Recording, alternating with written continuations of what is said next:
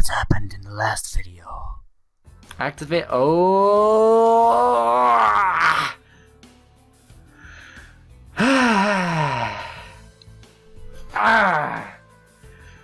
I should have known. Carbon equal explosive. And here is more MrDudeManSir. I refrained from asking about the route number. But science doesn't acknowledge the existence of ghosts, so we have nothing to be afraid of. Anyway, somebody should go there. Suddenly, the crowd started to thin out. No one wanted to go see the ghosty girls. Olga Dmitrievna, it's almost night. Maybe tomorrow. I turned around and saw Slavia and Lena. Looking as, like that. What if I'm at night? What if at night something happens to them? No, today, right now. By the way, where is this place?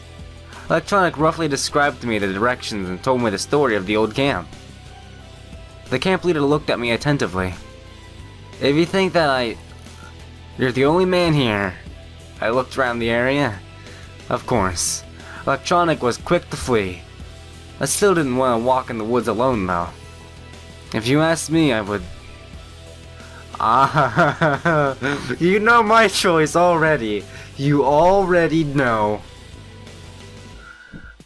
I won't have to go there alone, will I? Olga Dmitrievna thought for a moment. You may be right. We'll go together tomorrow. For the last few minutes, I'd noticed that Lena has a strange look on her face. As if she wanted to say something, but I didn't dare to. But she didn't dare to. The pioneers started to disperse, as if they'd forgotten about Alyssa and the explosion. Yeah, I realized that it has little like dark specks on the statue now. Even our leaders seemed to calm down and didn't react when the wannabe terrorists left the square, hiding behind Olyana. We should go too. Yeah. Let's go. Oh, we're going to sleep, aren't we? No? Are we going into the woods searching for little ghosty girls, or are we just going to sit around a camp going to sleep? I don't know. Night quickly fell in the camp, though. There's only a brief moment between the first rays of the sun setting to a complete darkness here in the south, or maybe in this world. You don't have enough time to enjoy the variety of sunset colors. It was too early to go to bed, but the leader confidently walked to her cabin, as if mentally dragging me with her. Olga Dmitrievna, I'll take a little walk. Okay. She looked at me intently, but didn't find any reason to object, shrugged her shoulders, and kept walking. I went back to the square. I didn't really want to look closely at the trivial damage done to the gender statue, but it was the exact center of the camp. If you don't know where to go, you should start from there. I sat at the bench and looked to the west. I wondered if the earth here revolves around an axis as it should, or whether there was an actual north or south. It's hard to say. At this time, I didn't have any ideas on how to check the fundamental laws of nature. Oh. Hi.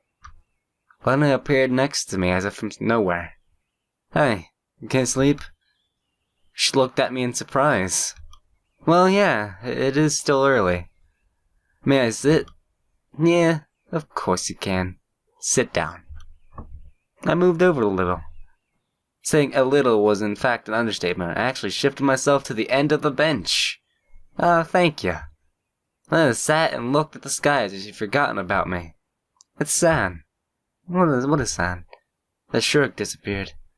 Yeah, things aren't too good. She was as calm as usual, keeping silent most of the time. She blushed and felt embarrassed only when she had to speak or do something. That same silence, which could be seen as awkward by many people, including myself, was quite natural to her. I could hardly imagine Lena making an effort to carefully choose the right words to start a conversation and to make a good remark, trying not to look stupid or alternatively trying to not look as rude as Alyssa. I just wasn't able to compare her to anyone. She just was content being herself. Does that mean that my attempts to start a conversation with her should be seen as rude? That expression, become friends, could be interpreted as an intrusion to her private life? But something in this girl attracted me. Maybe it was her mysteriousness, and she certainly wasn't lacking in appearance or feminine charms. I didn't have an answer for that. That's why I still hadn't openly accused of being annoying. I'm sure it would be found. How could you escape from a submarine? Lana didn't seem to appreciate the joke. The camp must seem like a large submarine to me only. I hope so.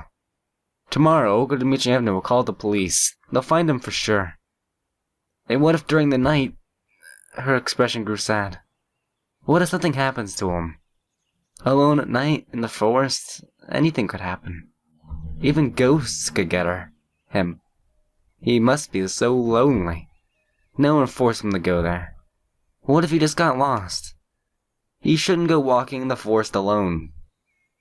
You don't have any pity for him at all? Shurik may be sitting there all alone, sitting with 3 T's. Like super sitting. Of course I pity him. I felt ashamed. In any case, Lena was right. A person was missing. Anything can happen during the night. We aren't seriously going to search for him now, are we? Well, I kinda already picked that I was going to search with her. And I kinda picked it, like, last night. And I thought we were gonna search last night. So I don't really care when we search. I mean, I'm not tired. It's just video game stuff. She didn't reply. Still looking somewhere far away, where the last rays of sun shined over the tops of the old trees, as if trying to leave a bit of warmth for the people. Do you really think that roaming around the forest in the dark is a good idea? Probably not. For some reason, I was sure that's exactly what she thought. Recently, I seemed to be starting to understand Lana even without words more often, and she seemed to be influencing me psychologically, making me agree with her. Lana's silence is more informative than any chatter or attempts of persuasion. They looked for him during the day already, though. Everywhere? She stopped watching the sunset and looked at me. I don't know. I think everywhere. What about the old camp? For the first time, her words sounded self-assured and not vague or indifferent. Where is it? I have no idea. Electronic already told us, you know. Well, if you trust them. I grinned stupidly, but Lena kept looking at me seriously. Sure, if it's not too far. So do you want to go? Of course I don't. Well, we can, if it's just there and back quickly. Okay. Lena smiled and gave me a flashlight, which appeared from nowhere. Yeah, that'll be useful. At the night time, you need light. Does this mean she prepared beforehand? And nothing was up to me? Probably. Probably. I signed as if doomed and headed towards the forest with her. Oh. Blue trees. I know that's just a shading, but this looks actually pretty cool right now. Night fell in the camp. We walked slowly. Lena was next to me. Near, but not too close. It was strange, but it looked like she wasn't afraid of anything. Moreover, she didn't seem to be bothered much about what we were doing, as if we weren't walking in the forest at night, but just watching a movie with other people playing leading roles. Actually, Electronic said that the old camp was not too far, and if we walked straight to it, then it wouldn't be hard to get lost. That it would be hard to get lost. So I don't want to get lost. After a few minutes, I was completely unsure that we were walking straight, and after a few more, it started to seem that it would be a miracle for us to even get out of here. But I didn't want to lose the face before Lena, so I tried to walk cheerfully. The forest was full of silent, flickering shadows and gleaming moonbeams. The grass quietly rustled under our feet and the branches rustled over our heads. Old oaks stood next to our 2 young birches. Large mushrooms emerged from under the latter, as if taking off their large hats in a salute. On any other day, or rather any other time of the day, it would have looked really beautiful. It may be safe at night too, but nevertheless I shuddered at each gust of wind. Look. Lena pointed forward. I rubbed my eyes and saw a gap between the trees. Oh. Hey, heavenly host. In a minute we were in a rather large clearing. In the middle of it stood a building which looked like a village school or kindergarten. The paint was falling off the walls. There were several holes in the roof, like the aftermath of a bombing. And the glass windows looked at us sadly while a little threatening. This reminded me of the last chapter of Corpse Party Book of Shadows. Just saying. It was not a very pleasant sight. I could not remember how I imagined this place a moment ago. It was like all the images had been erased from my memory, replaced by this depressing graveyard view. Well, it's creepy.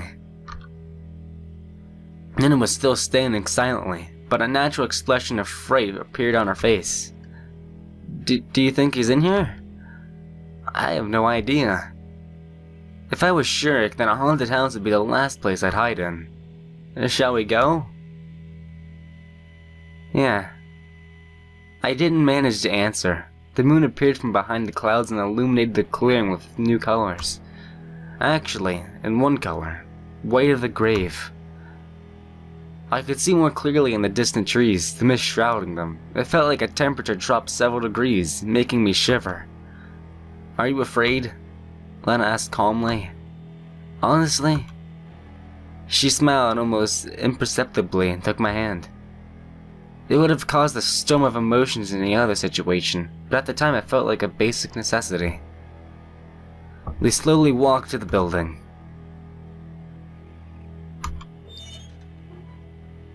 Walking through the playground, I pushed the merry-go-round, causing it to creak nastily as it made half a turn.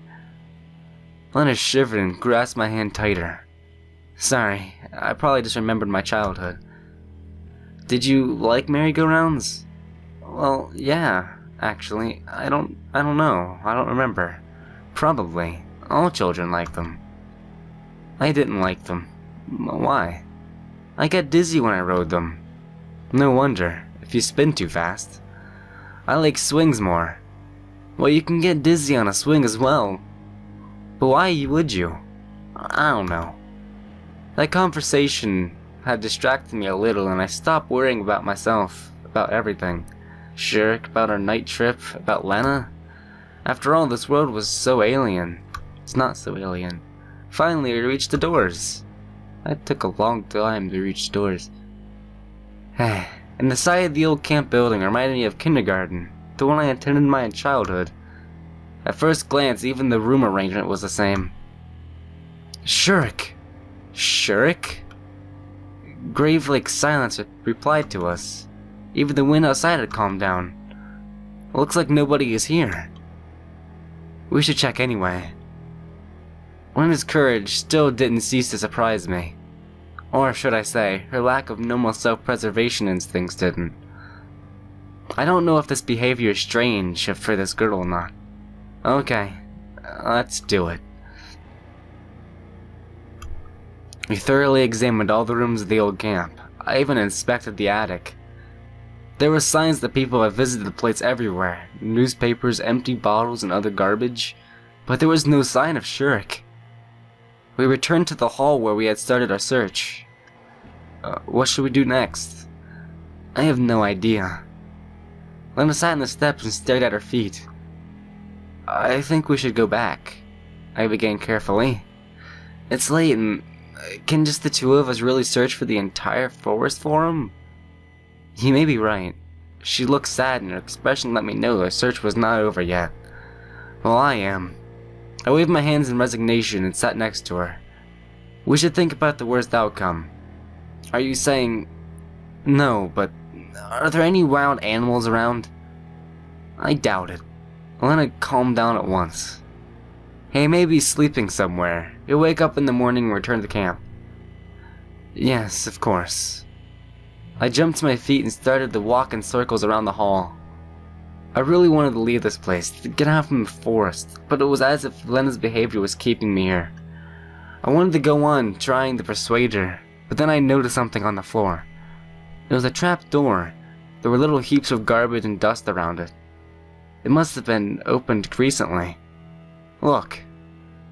Do you think Shurik is there? Lena squatted and carefully pulled on the hatch handle. It may not be Shurik, but somebody surely used it recently. I had already regretted finding that dang gate to home. Oh dear. Let's check it out. The trapdoor wasn't very heavy, so you could open it without much effort. I directed the flashlight into it and saw a ladder going down a couple of meters. Looks like a cellar. Want to go down? I looked at Lena for a few moments, trying to understand what was on her mind. Did she have a craving for adventure like Olyana? So where is her youthful spirit then? Or maybe she just went a bit nuts. Lena didn't seem like a crazy person. But anyway, Who even said she was a human and could evaluate her human behavioral logic? That thought should have scared me, but somehow I didn't pay it any attention among the millions of other thoughts. Some of them were important. For example, what could we have done down there? I climbed down and looked around.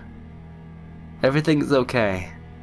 After I made sure that there was nothing to be afraid of, I called Lena. Hey, we stood in the long corridor, which certainly wasn't a cellar. Its architecture more resembled KGB dungeons. What? Or a subway maintenance tunnel. I don't know which would be better. There were countless wires among the walls, fastened by metal hooks every half meter. There were lamps under the ceiling, covered by rusted shades. Crumbled concrete crunched under our feet unpleasantly. Shall we go? Lena without any emotion. Where to? There? Well, yeah. What if Shurik is there? What would he be doing down here? In any case, I wasn't really able to refuse her today, so we forgot about the fear and headed into the darkness. Lena walked next to me, holding my hand. The silence of the dungeon was interrupted only by the sound of our steps and water dripping from the ceiling. We moved forward slowly, maybe too slowly. I suddenly felt a surge of claustrophobia. I gritted my teeth and squeezed the torch, loosened my grip at once, fearful of breaking our only source of light. Lena kept silent, and her silence seemed louder than any other words. I started to fear. Say something. Door. What? There's a door. She pointed forward. We came to a massive metal door with a biohazard sign. Looks like a bomb shelter. Yeah, I heard something about it. Why is it here? I have no idea. Maybe because of the Cuban Missile Crisis? Cuban? I estimated the approximate time of constructing the camp. Makes sense. However, building a bomb shelter here was like building an airport at... Oh, sure. Yep, a bundle of sticks in Northumberland, or a Lacotte in Wiltshire in the UK. It wasn't deep enough to far from the civilization.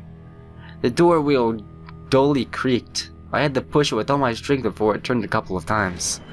I made up my mind and opened the door with difficulty. This is Fallout New Vegas all over again. We entered the room which seemed to be the main living quarters. There were some beds, cases, some scientific equipment. They had been thoroughly prepared for a nuclear apocalypse. We didn't find any signs of Shurik here, though. Look. Lena was holding a flare gun and smiling. Why would I need it? To fight monsters, what? There's no monsters here. At least I wanted to believe that. If you say so, I guarantee it. I didn't want to upset her, so I tucked the flare gun into my belt. It might come in handy. We thoroughly searched the room once again. You could use the flare gun to go back to camp and shoot it into the air, so Shurik could find a way back, maybe. If he was, above ground. I don't know. There were two exits. The first was the door we had entered, and the other one was the door exactly the same on the left wall. For a moment I felt excitement, the urge to reach the end of the labyrinth and to learn what prize awaited me there. However, this surely wasn't a computer game, and there was no option to save. Well, I could save. Maybe with this. Lena offered me a rather big crowbar. No, I'll give it a try without it first. However, the door did not want to budge. It only creaked nastily, and the door wheel didn't turn a millimeter. Okay, give it to me. It was too easy with the crowbar. In the end, the obstacle collapsed, hitting the floor loudly. The hinges was rustled completely through. I pointed the flashlight into the passageway. There was a corridor just like the one we had come here through. Let's go. It was like Lena was constantly driving me on. Where are you rushing to? Me? I'm not. She blushed in confusion. Again, what should I make of her? First she doesn't fear a thing, then she gets lost after a word? Oh, like you don't fear anything. I don't know. What should I fear? You will protect me anyway. Oh, She added, barely audibly, "Selena is counting on me. She believes in me no matter what." It's possible. Stupid, naive, but possible. I knew clearly that I couldn't protect anyone, even myself. Nothing is up to me in this world. The powers that brought me here could do anything. That didn't exactly mean the inevitable death awaited me in the end of the tunnel. It could be lying in wait anywhere in this camp. Let's go. I tried to walk faster, but Lena seemed not to be bothered by that, and she easily kept pace with me. This corridor was exactly the same as the previous one, in every last detail. There was nothing shocking about it, but at the same point, I got the feeling we were walking in circles. The flashlight in my hand started to tremble visibly. The spot of light jumped all over the walls and the floor, and suddenly, it lit up a rather big hole. Oh dear. The hole wasn't too deep, and down below we could see rails. What's down there? It looks like a mine. Shall we have a look? Why not go further along the corridor? I don't know. I think we should go down there. I estimated the height. It would be possible to pull ourselves out. Okay, let's check it out. I jumped down the hole and helped Lena to get down. It really was a mine. I wonder what they had in mind here. Well, if there's a nuclear, bomb shelter next to a mine, you can, be sure they're probably up to some sketchy stuff. What minerals are there in this area? I don't know. Well, yeah, stupid question. Looks like there are none now. We headed into the darkness. It was hard to walk because I couldn't choose where I trod. Wobbly wooden planks or even uneven ground. I wasn't able to stick to the walls either. The narrowness of the tunnel forced us to stay between the rails and didn't want to let go of Lena's hand. Finally, we reached a fork. Just great. Where should we go?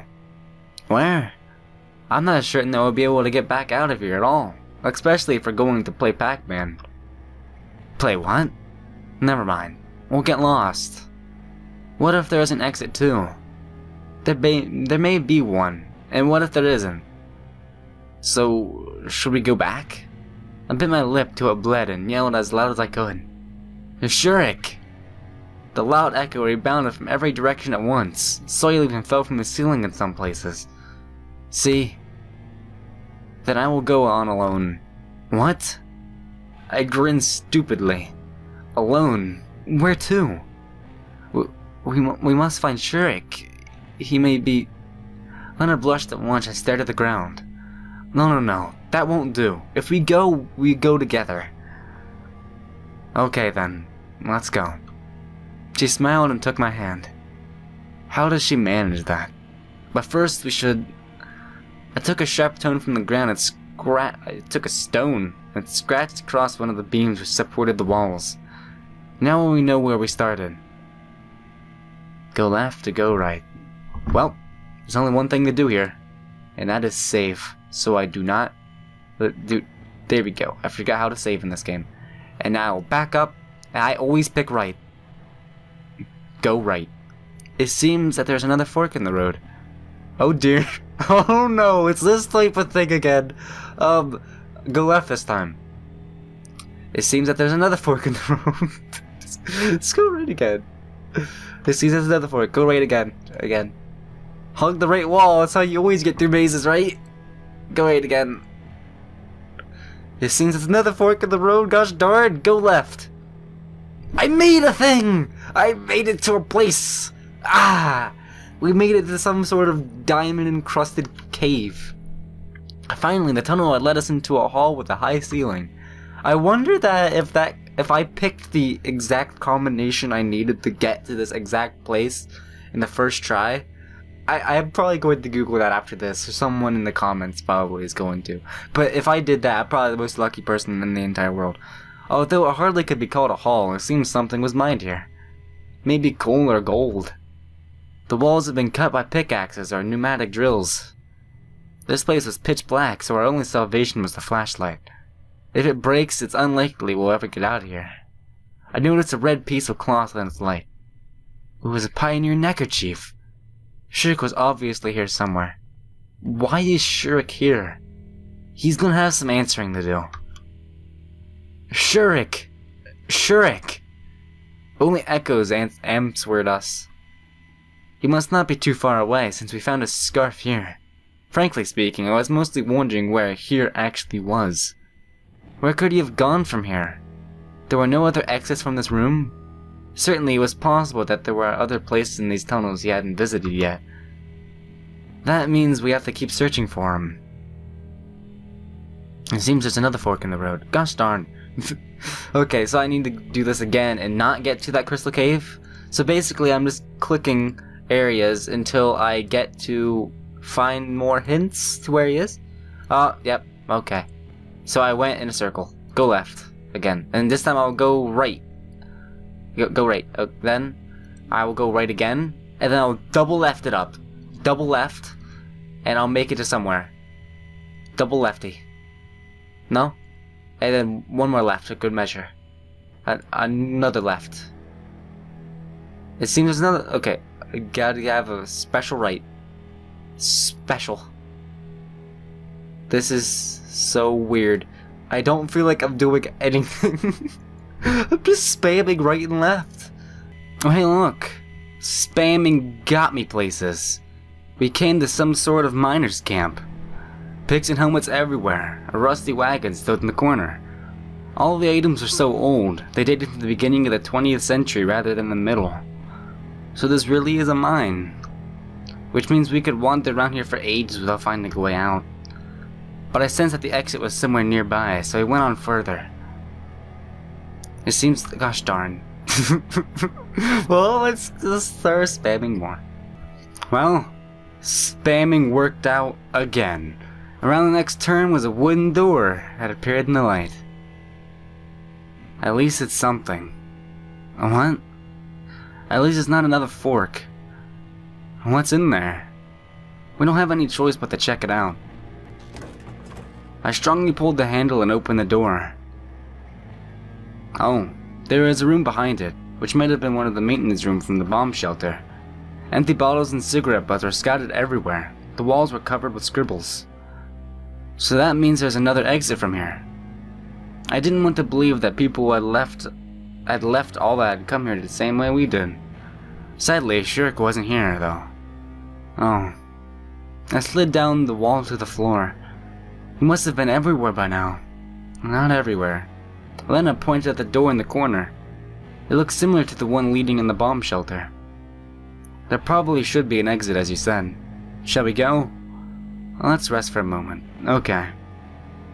Lena sat next to me, very close, and took my hand. It's alright.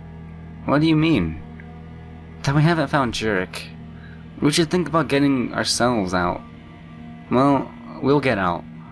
Yeah, I'll probably remember the way. Or at least I thought I remembered it. I'm not afraid at all. She suddenly said after a short pause. Well, that's good. No, because I'm with you. Suddenly, there came a noise from behind the door to the mine. I jumped up at once and started looking for something I should use as a weapon. The flare gun! The noise of heavy footsteps was getting closer. Oh. Hey, Shurik. Finally, the door opened and Shurik appeared from behind it. In the silence, I froze, staring at him. There you are. Did you think you can hide from me? What? Did you think I wouldn't find you? But I did. He wasn't sane, that was for sure. Ick. His face was distorted with a scary grimace. His eyes gleamed behind his glasses. The missing pioneer held a metal rod in his hand. Are you mad? It's us. Yeah, I can see it's you. He took a couple steps towards us. I instinctively shielded Lena. Did you think you could make a fool of me, leading me here and there, to the left, to the right, to the left, to the right, and I followed and I followed? He raised the metal rod. Everything after that was happening in slow motion. The Shurik charging at us, me pushing Lena out of the way, the rod slowly arcing towards my head.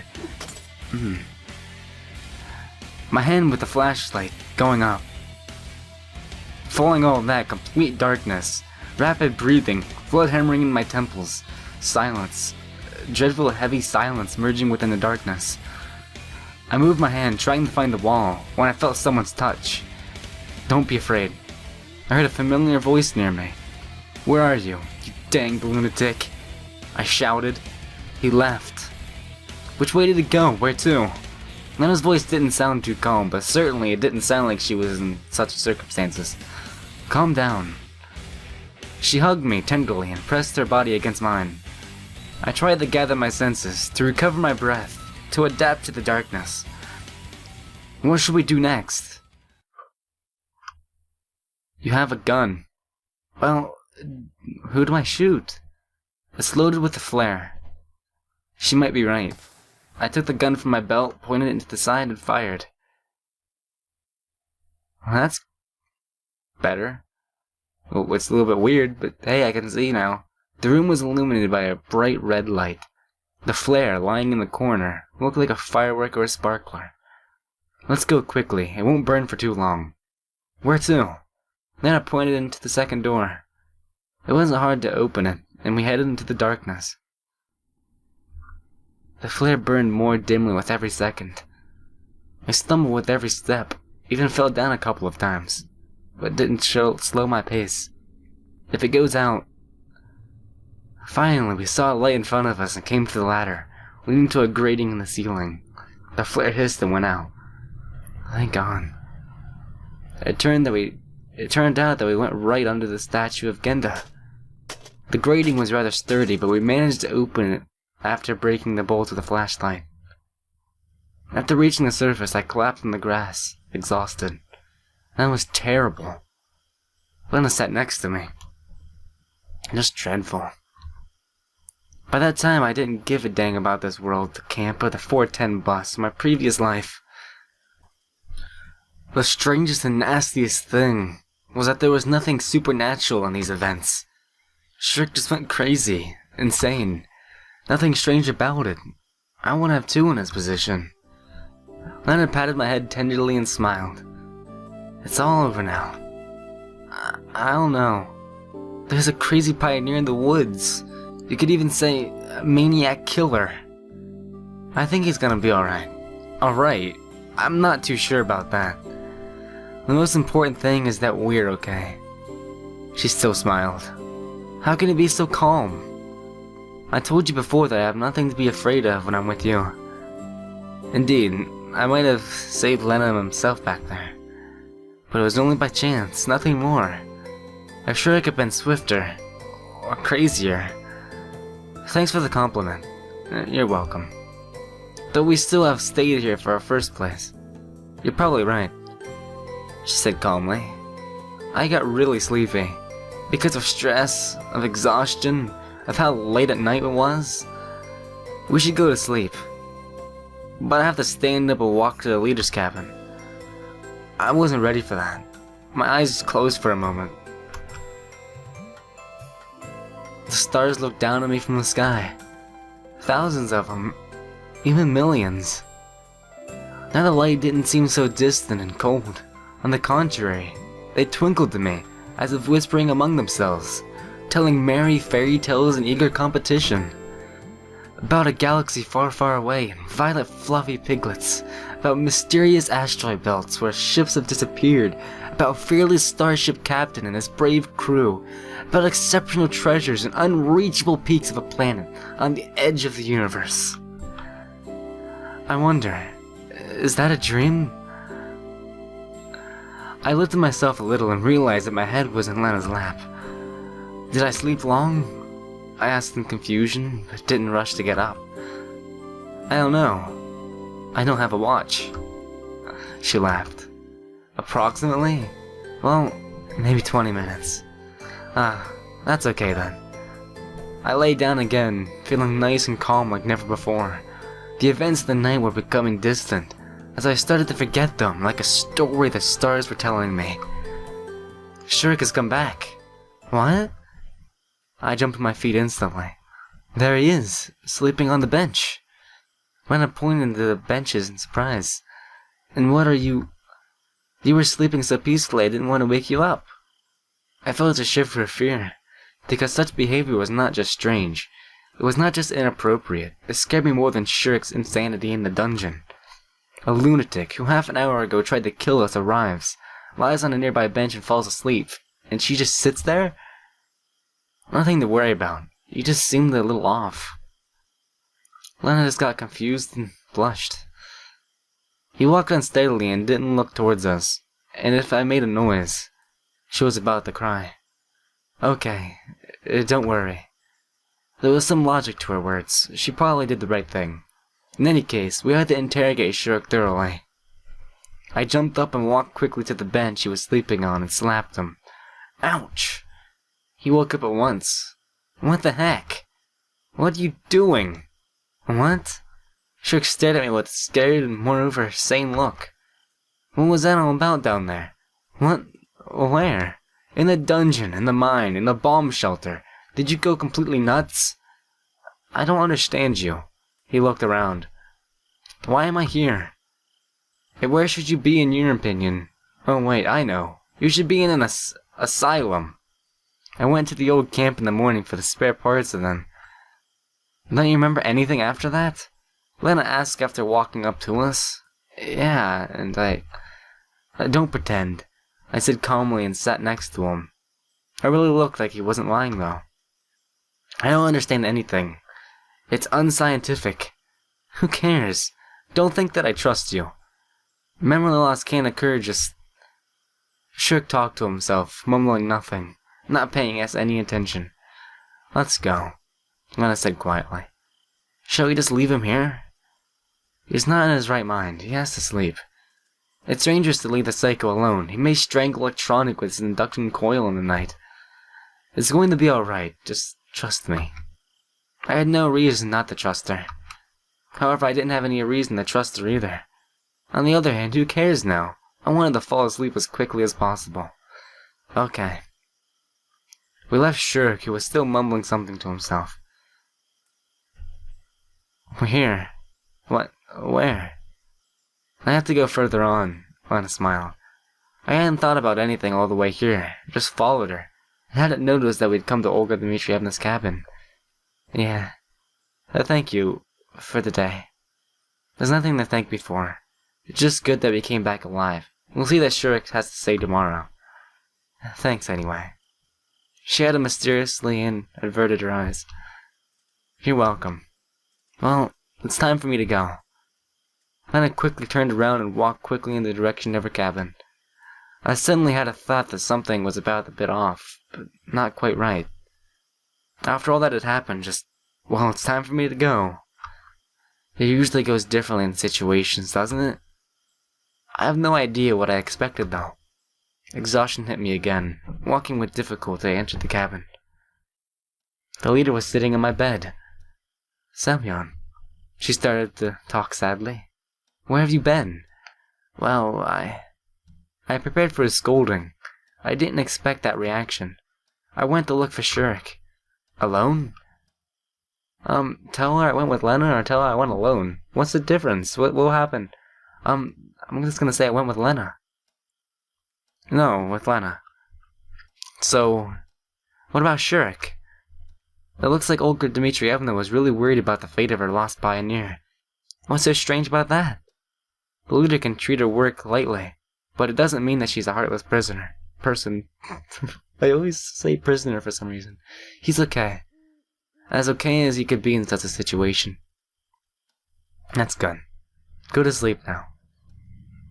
Wait, but... She turned the light out quickly, showing that the conversation was over and I couldn't ask anything. Though, should I? Ask why he didn't scold me? Still, what happened today? My thoughts slowed their pace before stopping completely.